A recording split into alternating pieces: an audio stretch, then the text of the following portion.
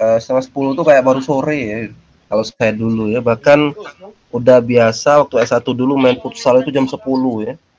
Jadi kalau pulang ke kosan itu bisa jam 1 ya, jam 2 lanjut begadang. Kalian ada nggak kalian ngetik gitu ya, ngetik laporan awal untuk masuk ke praktikum? Ada fisika gitu ya, fisika dasar, kimia dasar. Ada nggak kalian praktikum seperti itu? Ada Pak. Ada Pak. Ada Pak. Ada praktikum kayak gitu? Ada Pak. Pakai Pak. Ada Pak. pakai mesin tik. Pakai mesin tik. Tulis tangan Pak. Tulis tangan Pak. Tulis tangan ya. Kalau kami dulu pakai mesin tik gitu ya. Untuk laporan awal. Kalau nggak ada laporan tuh nggak boleh masuk loh. Jadi tidurnya kapan Pak? Tidurnya kalau saya dulu kan kampusnya di Palembang ya. Di Indralaya tuh ya sekitar 40 sampai 1 jam. Waktu di bus tuh lah tidurnya gitu ya. Ya kuisnya nggak belajar lagi ya. Belajarnya pas ngetik itu ya. Nah itu S1 wajib, jadi wajar lah misalnya S1 nggak terurus ya, badannya kurus gitu ya, makan nggak teratur gitu ya. Udah itu kalau nggak mandi ya biasa aja lah gitu ya, anak tambang juga gitu ya. Saya dulu seperti itu, dan tim saya dulu namanya Buras ya, itu biasa aja kayak gitu ya. Ya nggak kepikiran buat cari pacar gitu ya, nggak. Ada juga beberapa, tapi seangkatan saya dulu nggak kepikiran ke sana gitu. Mungkin memang angkatannya berbeda ya, generasinya berbeda mungkin ya, generasinya mungkin berbeda gitu dengan yang kalian. Jadi jangan minder ya, kalau ada yang masih sama dengan kondisi saya dulu ya. Ya kita nggak tahu ke depan ya, misalnya ada minimal kerja di tambang itu ya nggak sama gitu ya, kerja dengan di tempat lain gitu ya. Utamanya gajinya pasti di atas rata-rata gitu ya. Oke, nggak akan ditanya kamu mandi nggak dulu kuliah gitu ya, tahu menjaga ini enggak gitu, nggak ditanya gitu ya.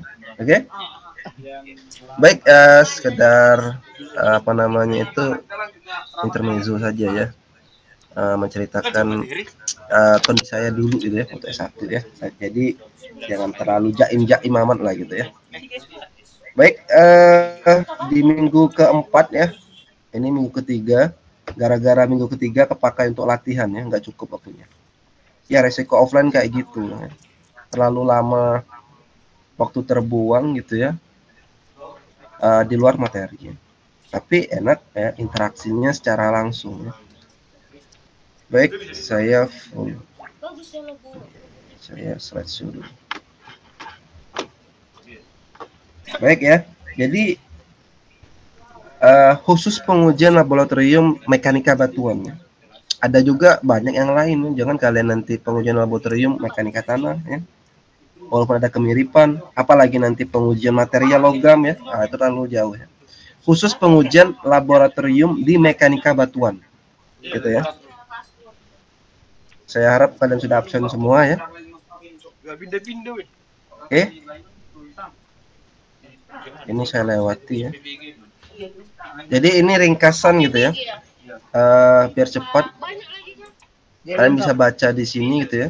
Secara geologi, data yang dikumpulkan itu memperhatikan tipe batuan ya, struktur bidang diskontinu, dan material properties gitu ya.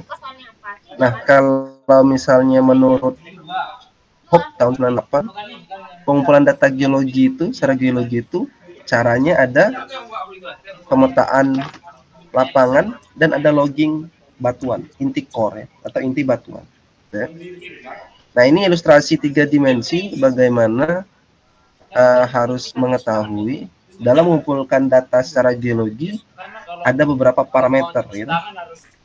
Yang pertama itu adalah jenis-jenis dari bidang lemah gitu ya. Ada persistence, roughness gitu ya, spacing, itu semua adalah parameter yang ada di bidang lemah gitu ya. Jangan kalian cuman ada patahan, lipatan gitu ya. Tetapi di mekanika batuan lebih ke arah sifat fisik dari bidang lemah itu ya. Lebar rekahan, panjang rekahan gitu ya. Ini di sini ilustrasi 3 dimensi ya. Selain itu juga jangan lupa bahwa rekahan itu punya arah atau strike ya, dan punya kemiringan atau dip. Oke. Nah, ini contohnya ya, orang geologis ya mengambil kemiringan batuan ya, yang sebenarnya ini adalah, ada yang tahu ini kira-kira? Ada kelihatan nggak? Ada hanging wall, ada footwall. Ya. Jadi kalau ini garisnya ya, bidang diskontinunya ya, bagian atas ini batuan yang menggantung ya, hanging wall ya, yang bawahnya pasti footwall. Nah, geologis akan mengambil beberapa sampel ya, di satu titik, utamanya di outcrop ya, atau di apa ya outcrop tuh? Ada di apa bahasa Indonesia-nya? Jadi saya lupa ya. Penampakan apa bahasa Indonesia outcrop itu? Kok jadi saya lupa ya? Ada yang tahu outcrop artinya apa bahasa Indonesia? Singkapan, Pak. Wah, singkapan, astaga ya. Jadi singkapan ya bisa di pinggir sungai, di pinggir tebing ya, susah ya kalau mencari singkapan itu atau outcrop ya. Nah, nanti beberapa data yang diambil geologis ini akan diverifikasi dengan lubang bor. Apakah sama kemiringannya? Terutamanya kemiringan dari atau dip dari discontinue, bidang discontinue gitu ya. Oke, karena apa? Tidak semua bidang discontinue ini ya bisa diambil secara langsung seperti ini ya, karena masih berada di bawah tanah, di dalam tanah gitu ya. Makanya perlu dibor atau tadi logging, nanti bisa juga ya. Setelah dibor, di logging gitu ya. Nah, ini contoh gitu ya, orang melakukan pengeboran geotek untuk ngambil sampel ya. Dan ini pengeluaran sampel. Dan ini junior geotek ya, melakukan core logging namanya. Jadi kemarin saya bilang core logging, menebang core ya, untuk mendapatkan parameter RMR, rock mass rating ya. Nah, ini contoh rocks yang berada di core box ya. Kalian sudah tahu ya, ini yang soil ya, dan ini batuan beku yang sudah berbeda kualitasnya ya. Cukup melapuk ya. Ini ada pelapukan. Ini cukup banyak bidang discontinue, dan ini masih bisa kelihatan ya. Jadi kalau kalian disajikan koroks dalam core box, setidaknya kan bisa menilai ya, batu ini jelek ya, batu ini bagus. Nah, jelek bagusnya itu kalian sudah ada metode namanya RMR, rock mass rating ya. Nanti minggu depan saya berikan materinya ya. Nah, ini selain itu ya, nanti sampel juga ya kita kumpul ya dari core dan hasil pengeboran gitu ya, bisa nanti dipreparasi lagi gitu ya, seperti ini. Jadi bisa saja diberikan bongkahan batuan, artinya perlu coring gitu ya, seperti ini. Karena apa? Nanti yang diuji itu biasanya bentuknya adalah silinder ya. Begitu juga nanti sampel yang kalian buat ya, itu bentuknya silinder ya, jangan persegi, jangan balok gitu ya, tapi silinder. Oke. Nah, ini untuk uji laboratorium ya, untuk mendapatkan intact rock properties atau massa batuan yang sifatnya intact atau in situ ya. Yang pertama pasti kita perlu preparasi ya. Terus kita bisa menguji sifat fisik dan kita menguji sifat mekaniknya. Itu jadi ya. Jadi sebelum kita menguji sifat fisiknya, sebelum kita menguji sifat mekanik, kita perlu preparasi atau mempersiapkan sampel ini agar standar menurut SNI bisa, menurut ASTM bisa gitu ya. Tapi di kita bisa menurut SNI gitu ya. Nah, ini alat-alat untuk preparasi ya, untuk memotong sampel ini, untuk memastikan selimut permukaan bawah dan atas dari sampel itu rata gitu ya. Nah, seperti ini ya. Nah, sekarang kita masuk ke uji sifat fisik ya. Uji sifat fisik itu seperti density ya. Jadi kalau density seperti itu ya. Setelah itu ada porosity, ya, permeability, itu sifat fisik semua gitu ya. Jadi dia identik dengan timbangan. Jadi untuk sifat fisik itu bermainnya dengan timbangan dan volume nanti. Kalau volume mudah kita ukur, dia bisa pakai penggaris ya, atau nanti memanfaatkan volume solid yang direndam ke air ya. Jadi nanti volume air yang tumpah itu digantikan dengan volume solid yang masuk gitu. Itu bisa juga. Tapi nanti kalau yang di minggu 9 dan minggu 10 volumenya kita ukur pakai mister aja. Jangan nggak tahu menghitung volume silinder ya. Luas lingkaran dikali dengan tinggi ya, itu volume silinder ya. Oke. Nah, ini ada sifat fisik untuk density ya. Setelah itu kalian bisa nanti menghitung density secara natural, density yang kering, density yang jenuh gitu ya. Bahkan sampai jenuh, derajat kejenuhannya, porosity-nya ya, dan void ratio. Bisa kalian hitung ya. Oke, dengan cara kalian menimbang saja. Yang WW ini adalah berat ya. Oke, W ini WN itu berat natural. WW ini berat yang ada airnya atau saturate ya. WS ini beratnya saturate gitu ya. Oke. Nah, oke, udah itu sifat fisik, mudah lah sifat fisik ya. Nanti sifat fisik pun saya ke density saja ya, saya nggak ke porosity. Nah, itu bisa dihitung nanti ya, menggunakan rumus yang ini tadi ya.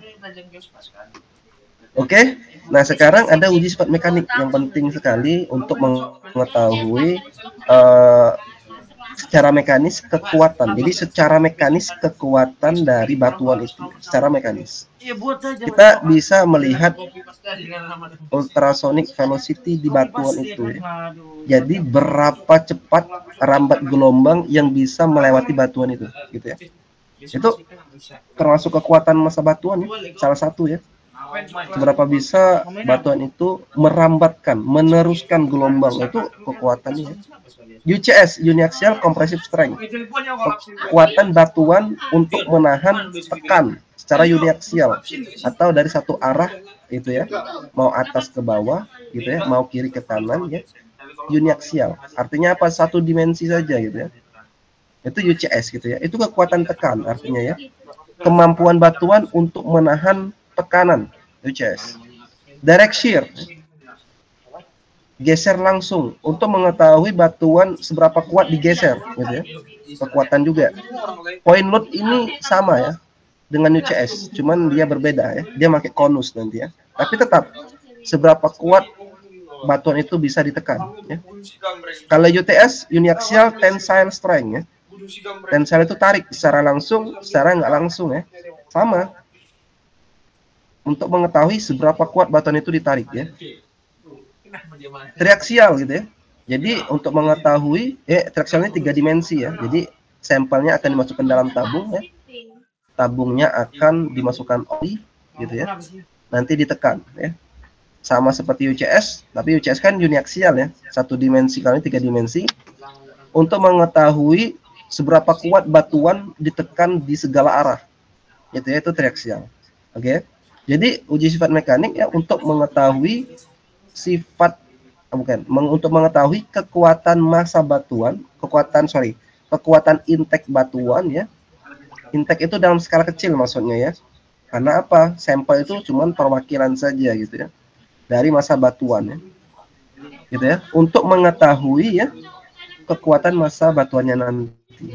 Jadi dengan uji sifat mekanik kita tahu kekuatan intake-nya ya, kekuatan batuan yang kecil gitu ya, batuan dianggap kecil ya, untuk nanti dibawa ke pengolahan dalam perhitungan atau konversi properties massa batuan yang lebih luas. Itu tujuannya gitu ya. Karena apa? Apa yang kita nanti analisis, kita rekayasa material itu ya, mau dia jadi lereng, mau jadi terowongan, itu harus menggunakan kekuatan massa batuan, bukan lagi kekuatan intake batuan. Nggak boleh kekuatan batuan yang skala lab digunakan sebagai kekuatan massa batuan secara luas, itu nggak boleh ya.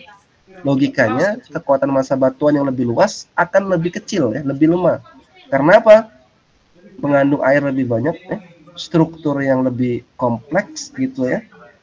Mungkin nanti pelapukan yang lebih banyak gitu ya, dan sebagainya. Karena massa batuan itu lebih kompleks ya. Banyak sekali parameter-parameter yang melemahkan batuan. Beda dengan intek.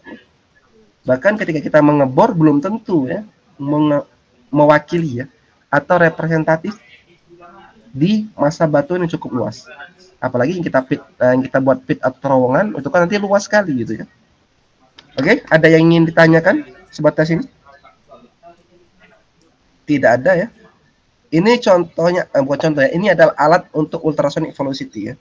Seberapa cepat gelombang yang bisa ya dilalui di batuan ini gitu ya. Atau dibalik, batuan ini bisa merambatkan gelombang seberapa cepat gitu ya. Nah, ini rumusnya ya. Silakan nanti ya. Kuat tekan, ini contohnya ya.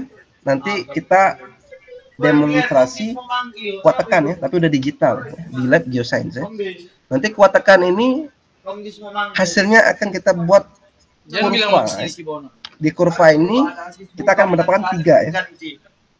Jadi dalam uji kuat tekan kita akan mendapat 3 hasil. Yang pertama kuat tekan itu sendiri dalam MPa biasanya ya. Yang kedua Poisson ratio, nggak ada satuannya. Yang keempat modulus Young, satuannya bisa MPa, bisa gigapascal ya, bisa GPa, bisa MPa gitu ya. Jadi 3 itu ya, kuat tekan, Poisson ratio, dan modulus Young. 3 itu yang akan kita dapatkan di uji kuat tekan. Ini alatnya ya. Ini rumusnya ya. Rumus standar ya. Tegangan sama dengan gaya dibagi luas. Ya. Nggak ada. Kalau kalian tahu ini, mau tegangan apapun ya sama sebenarnya. Sekarang ada uji kuat geser secara langsung ya. Ditarik secara langsung ya. Sampelnya berwarna kuning, dicetak ke dalam cetakan gitu ya. Bentuknya ini bisa segitiga, bisa trapesium ya. Dan ditarik ya. Bagian atas atau bagian bawah, salah satu saja ya. Artinya apa? Ada yang statis, ada yang dinamis ya. Ditarik dengan cara digeser gitu ya. Bukan ditarik dia uniaksial gitu ya. Seperti tekan kan dia satu arah ya. Bisa ditekan, bisa ditarik. Kalau ditarik dia jadi kuat tarik, kalau ditekan jadi kuat tekan. Nah, ini digeser gitu ya. Oke, ini direct shear test ya. Yang ini untuk masa batuan yang lebih luas ya. Misalnya ya batuan yang sudah hancur gitu ya, bisa seperti ini. Dia box gitu ya. Nah, ini rumusnya ya. Oke. Nah, saya lewatkan. Ada point load test ya. Untuk uji kekuat tekan juga ya, tapi perlu dikonversi ya. PLI ya bilangnya, point load test index. Konversinya seperti ini ya. Kalau kita ada alat point load test ini, kita harus dikalikan 18 sampai 23 ya. IS ini adalah untuk point load strength index ya, menurut indeks Franklin ya. Nah, ini ya, nanti keluar di sini ya. Misal 3,9 ya atau 4 MPa. 4 MPa dikali 20 misal kita pilih. Jadi ada 80 MPa kuat tekan. Begitu ya.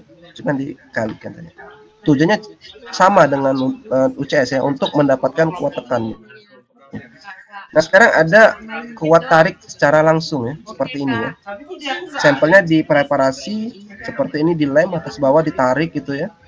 Ada juga yang bentuk seperti tulang anjing gitu ya, bisa seperti ini dan ditarik gitu ya. Atau nanti yang tidak langsung kuat tariknya seperti ini ya. Sampel yang untuk dikuat tekan itu yang ditekan bagian selimut atau bagian sisi-sisinya. Nah, itu dianggap uji kuat tarik yang tak langsung. Itu bedanya ya. Oke, atau dibelah batuannya ya. Bukan ditekan ya, dibelah gitu ya. Nah, dibelah itulah yang disebut dengan Brazilian test ini ya. Indirect test atau uji kuat tarik secara tak langsung gitu ya. Oke, rumusnya sama ya. F per A ya. Nada triaksial ya. Nanti ada tabungnya ya. Di dalam tabung ini dimasukkan sampel silinder ya. Nanti dari dari arah sini ya. Yang hitung ini adalah untuk tekanan sigma 3 ya. Nanti sigma satunya dari atas gitu ya. Jadi ditekan dari segala arah gitu ya. Jadi biasanya nanti kalau setelah dimasukkan sampel itu menggunakan oli ya, agar nanti oli itu menekan dari sisi-sisi sampel itu. Oke ya, ini alatnya ya. Dan nanti ini pengolahannya untuk triaxial ya. Ya mirip-mirip nanti dengan lingkaran Moore. Tapi lingkaran Moore kemarin kita cuma bisa menghitung sigma 1, sigma 3 ya. Dengan normal ya, ada arahnya. Nanti dari triaxial ini juga ya, kita bisa memperkirakan kekuatan, batas kekuatannya, atau nanti ada kurva intrinsik ya. Kurva intrinsik itu yang menandakan artinya sekuat itu batuannya gitu ya. Nanti diwakilkan dengan nilai kohesi ya, dan sudut gesek dalam ya. Kohesi itu ya seperti ini ya, yang C ini ya, pertemuan antara garis lurus ini ya, dan sumbu Y atau tau ya, dan kemiringan bidang kemiringan garis itulah sudut gesek dalam. Jadi kekuatan massa batuan secara triaxial nanti itu hanya diwakilkan C dan P saja, kohesi dan sudut gesek dalam. Oke, baik, cukup materi untuk hari ini. Ada yang ingin ditanyakan? Nanti saya share ya untuk materinya. Ada yang ingin ditanyakan? Sudah malam ya? Tidak ada, Pak. Ya, kalau dimarah orang tua kan saya minta maaf ya, terlalu malam ya. Minggu 5 itu minggu 40. Sebenarnya bagusnya RMR dulu ya, RMR dulu agar kalian nanti bisa ke lapangan. Minggu 4 ini RMR.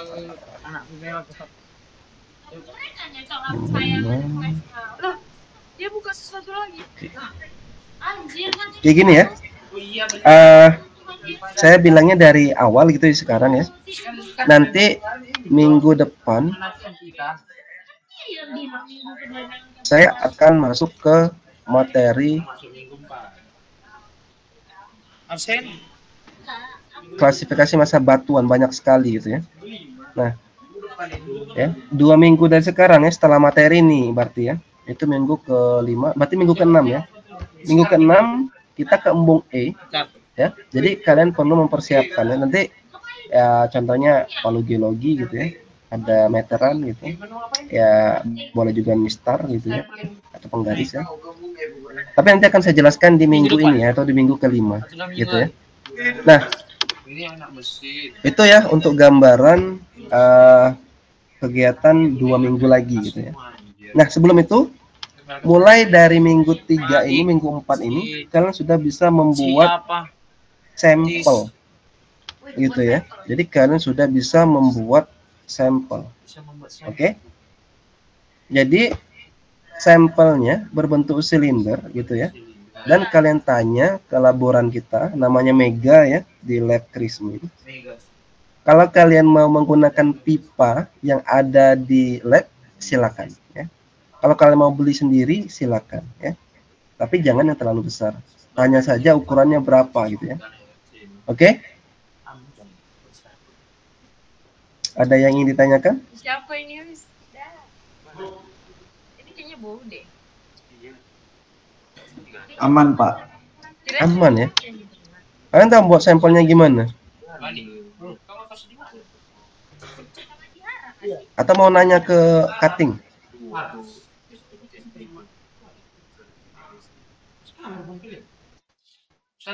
Aman ya? Yakin nggak mau nanya nih? Mau nanya sih, Pak, gimana cara buat sampelnya? Jadi ya, kalian buat sampel ya, itu nanti berdasarkan SNI ini. Akan saya share SNI ini ya. Oke? Jadi sampel itu yang kita buat gitu ya, akan memiliki kekuatan tekan yang berbeda-beda. Oke? Paham sebatas ini? Kekuatan yang berbeda-beda itu ya, itu bisa dilihat di SNI ini dengan simbol FC. Oke? Kompresif C-nya ini ya. Ini bahasanya sendiri. Jadi Kalau contoh pembuatan sampel 6.1 ini kekuatannya ada di 7,4 MPa atau disebut sampel K100 ya. Ini orang sipil banget sebenarnya. Ya kita nggak bisa membuat sampel batuan ya, karena nggak ada coring. Anggap saja nanti sampel beton ini itu adalah sampel batuan ya. Kenapa? Sama saja cara mengujinya. Nah, kalian harus persiapkan ya, ada PC, ada PB, ada KR gitu ya. PC itu Portland semen nanti ya. PD ini ada pasir ya, kerikil dan air ya. Nah, kalian harus menyiapkan ini gitu ya. Ya jangan juga kalian 247 bukan 247.000 ya, tapi 247 kilo ya. Hampir 250 kilo. Ngapain ya? Atau 1/4 ton. Ya. Ini kan untuk skala konstruksi. Karena kan skala lab ya. Jadi kalian bagi ya. Misal saya butuh nanti, nah jumlah sampelnya saya kasih tahu nanti ya. Misal kalian mau buat sampel itu 9 ya. Nah kan perkirakan 9 itu kalau satu sampelnya sekilo berarti cuma 9 kilo tuh ya. Jadi 247 ini dibagi berapa agar 9 kilo gitu ya. Misalnya 247 dibagi 20 misal gitu ya. Berarti PB, KR, air ini dibagi 20 semua gitu ya. Agar mendapatkan rasio yang sama. Oke?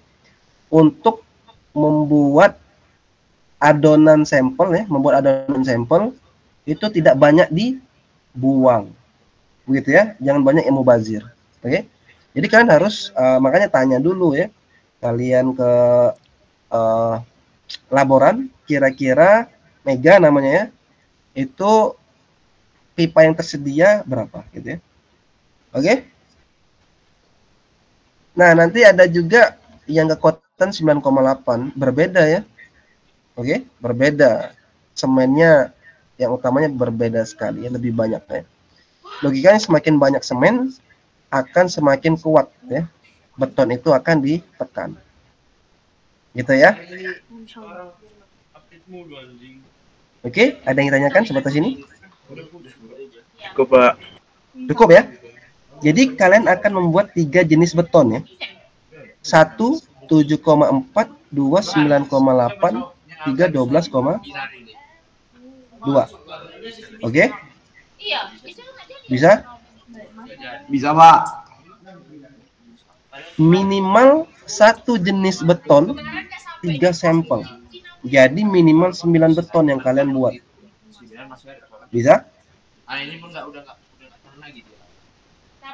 Mengerti? 9 beton minimal kalian buat. Mengerti, Pak. Tinggi, lebarnya sama, dimensinya sama. Oke. Kalau udah cukup ya. Silakan kalian baca, nanti tanyakan lagi ya. Kayaknya udah ngantuk ya. Baik, terakhir ada yang ingin tanyakan? Kalau tidak ada ya, saya cukupkan untuk kuis dan materi minggu ini ya. Minggu depan kita offline ya. Minggu depan kita offline ya. Agar nanti bertanyanya langsung gitu ya. Jadi insya Allah 2 minggu ke depan kita offline ya. Yang pertama membahas klasifikasi massa batuan, yang kedua kita ke embung E gitu ya. Berarti nggak di kelas ya. Baik, terima kasih atas kehadirannya ya sampai selarut ini ya, dan saya mohon maaf ya. Pada Allah saya mohon ampun ya untuk hari ini, dan saya akhiri. Assalamualaikum warahmatullahi wabarakatuh. Waalaikumsalam. Terima kasih, Pak. Terima kasih, Pak. Itu jenisnya ya gila lah. Aku pun mau daftar.